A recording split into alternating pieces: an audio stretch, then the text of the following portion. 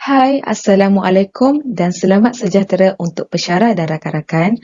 Pada tugasan keempat ini, saya, Ninur Atirah binti Wan Ismail dari kelas J8.3 akan membuat pembentangan hasil produk bahan pengajaran. Antara isi kandungan yang saya akan ceritakan adalah maklumat hasil produk. Yang kedua, proses keseluruhan rakaman gabungan pelbagai format audio. Ketiga, fungsi-fungsi asas tools yang terdapat dalam perisian rakaman dan audio. Dan akhir sekali adalah rumusan. Maklumat hasil produk, pengubah lagu ini adalah saya sendiri, Ninur Atirah binti Wan Ismail, yang telah memilih lagu Bahtera Merdeka yang berfungsi sebagai muzik latar sajak dan bahan bantu mengajar bagi mata pelajaran Bahasa Melayu tahun 4. Di sini saya telah sertakan di SKP Bahasa Melayu tahun 4 yang menyatakan standard kandungannya 4.2 menghayati keindahan dan kesantunan bahasa dalam bahan sastra. Dan standard pembelajaran pula 4.2.1 melafazkan dan menjelaskan maksud sajak. Seterusnya, antara aplikasi perisian teknologi muzik yang saya gunakan adalah MuseScore 3, BandLab, Audacity dan Mixcraft 9 Pro Studio. Akan dengarkan sedikit sedutan audio muzik latar sajak adalah saya hasilkan. Pertama dan terakhir. Jauh kita berjalan mendukung semua kepercayaan. Pertama dan terakhir, sekarang kita sampai ke puncak tiada tercapai, keasaman pantang jaya. Kita bersuah hati mengisi setiap janji. Pertama dan terakhir, tiada hari kiranya, hingga bernanah dada, sumpah tiada termula. Akan menceritakan mengenai proses keseluruhan rakaman gabungan pelbagai format audio. Bagi proses permulaan, saya mengenal pasti bahan bantu mengajar yang ingin saya fokuskan. Contohnya, saya ingin membuat muzik latar sajak yang bertemakan patriotik dalam mata pelajaran Bahasa Melayu. Kemudian, saya memuat turun perisian-perisian notasi muzik iaitu MuseScore 3, BandLab, Audacity dan Mixcraft 9 Pro Studio. Kemudian, saya membuat penerokaan terhadap perisian-perisian yang dimuat turun seperti yang disebutkan tadi. Diikuti dengan saya mencuba kaedah cuba jaya dan mempersembahkan di dalam kelas dengan menggunakan lagu mudah iaitu Bapaku Pulang kepada pesyarah dan rakan-rakan semasa kelas teknologi muzik. Kemudian untuk lagu yang sebenar iaitu lagu Bahtera Merdeka dipilih sebagai muzik latar yang akan digubah. Kemudian lagi, saya berbincang dan meminta pendapat pesyarah mengenai idea yang ingin dilaksanakan. Akhir sekali, untuk proses permulaan ini, idea saya telah diterima dan saya mula menggubah lagu Bahtera Merdeka. Yang seterusnya adalah membuat gabungan track MIDI. Pada proses ini, saya menghasilkan atau membuat skor MIDI dengan memilih 3 alat perkusi untuk mengiringi lagu. Seterusnya, saya memastikan nama tajuk lagu, clef, nama penggubah, tempo, instrumentasi, tanda bacaan, meter, ekspresi, simbol-simbol dan tanda nada adalah betul dan jelas kedudukannya. Kemudian, setelah saya menghasilkan skor, saya akan menyimpan fail dalam bentuk MIDI sebagai track MIDI. Jika kita lihat pada skor yang saya screenshot ni, saya pergi pada bahagian file dan saya tekan export.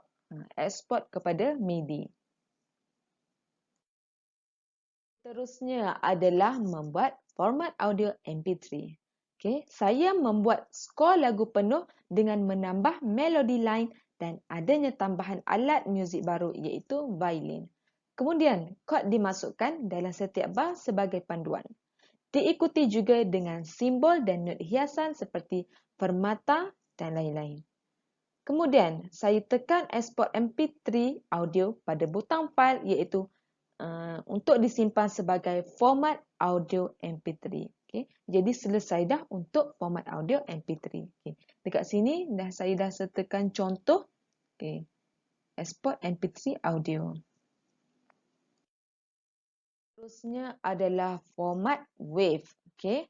Untuk format WAV ini, saya melakukan rakaman suara sajak dengan menggunakan aplikasi BandLab dan audio tersebut ditukar ke bentuk WAV menggunakan Audacity. Jadi dekat sini kita guna dua aplikasi untuk menukar kepada format WAV.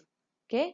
Kemudian, saya buka aplikasi Mixcraft 9 dan tambah audio format WAV tadi dan audio MP3 yang telah disimpan tadi. Okay. Jadi, dua format audio iaitu MP3 dan WAV telah berada dalam aplikasi Mixcraft Pro 9 yang bertindak sebagai audio mixing.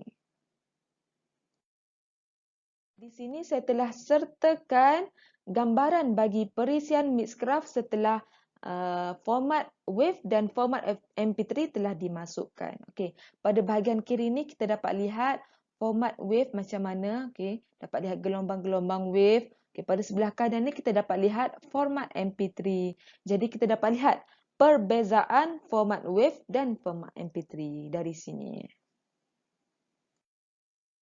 Telah menceritakan mengenai proses-proses, sekarang saya akan menceritakan pula mengenai fungsi asas tools yang terdapat dalam perisian rakaman dan audio yang saya gunakan. Okey.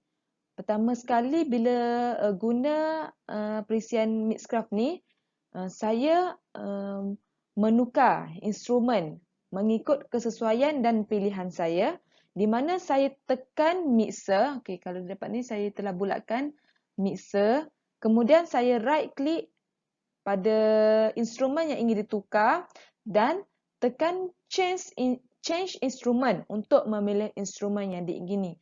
Kalau dekat sini kita dapat lihat yang saya telah memilih tambori. Okey. Kemudian langkah ini diulang untuk menukar instrumen yang lain bagi instrumen yang seterusnya.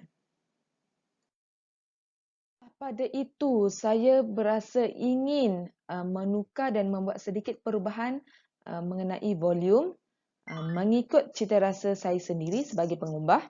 Okey, contohnya dekat sini kita dapat lihat bahawa saya kuatkan sedikit suara penyajak supaya muzik latar yang dimainkan tidak overshadow atau erti kata lain dapat menenggelamkan suara penyajak itu.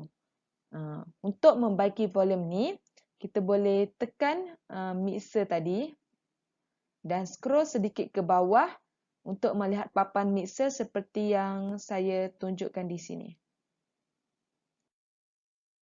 Akhir sekali adalah rumusan. Okay, baiklah, dekat sini saya akan menceritakan kekuatan dan kelemahan hasil produk yang telah saya hasilkan. Namun saya dapat lihat banyak kekuatan yang saya dapat curahkan dalam hasil produk ini. Okay, antara kekuatan yang saya dapat lihat adalah tempo lagu adalah bersesuaian dengan muzik latar sajak yang saya hasilkan. Okay, yang mana tidak terlalu perlahan dan tidak terlalu laju. Kemudian, pemilihan muzik latar juga bertepatan dengan tema, iaitu Bahtera Merdeka bertepatan dengan tema patriotik. Okay, ketiga adalah skor muzik yang saya sediakan adalah lengkap dan kemas. Yang keempat, gubahan menunjukkan penghasilan tema bersesuaian dengan bahan bantu mengajar. Yang mana gubahan yang saya telah hasilkan ini untuk membantu guru mengajar sajak yang bertemakan patriotik.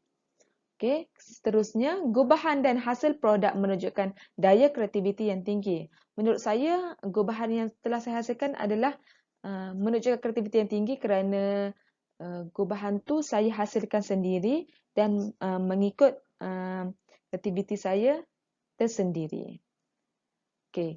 Kemudian saya dapat lihat bahawa kekuatan yang ada pada saya adalah saya menggunakan banyak penggunaan teknologi muzik, iaitu 4 aplikasi digunakan yang saya sebutkan tadilah. MuseScore, BandLab, Audacity dan Mixcraft 9 Pro. Okey, seterusnya sekali kekuatan yang saya dapat lihat adalah gubahan saya ini ataupun hasil produk saya ini boleh digunakan dalam PDP dan aktiviti kurikulum. Okey, dalam PDP yang saya maksudkan adalah sebagai BBM lah untuk membantu guru mengajar sajak bagi subjek Bahasa Melayu, dan aktiviti koko ni kita dapat buat pertandingan mendeklamasikan sajak. Okey, sebagai mempermudahkanlah untuk menjalani pertandingan tersebut. Okey. Kemudian kita dapat kita lihat kepada kelemahan hasil produk saya. Yang pertama adalah ciptaan melodi pada skor lagu masih berada di tahap yang sederhana. Okey, dan seterusnya adalah minit lagu muzik latar yang terlalu panjang, iaitu berdurasi 2 minit 53 saat. Itu saja daripada saya, Nino Atirah binti Wahid Ismail, mengenai hasil produk yang telah dihasilkan. Okey. Terima kasih kepada pensyarah dan rakan-rakan yang banyak membantu saya sepanjang menyiapkan tugas ini. Sekian, terima kasih.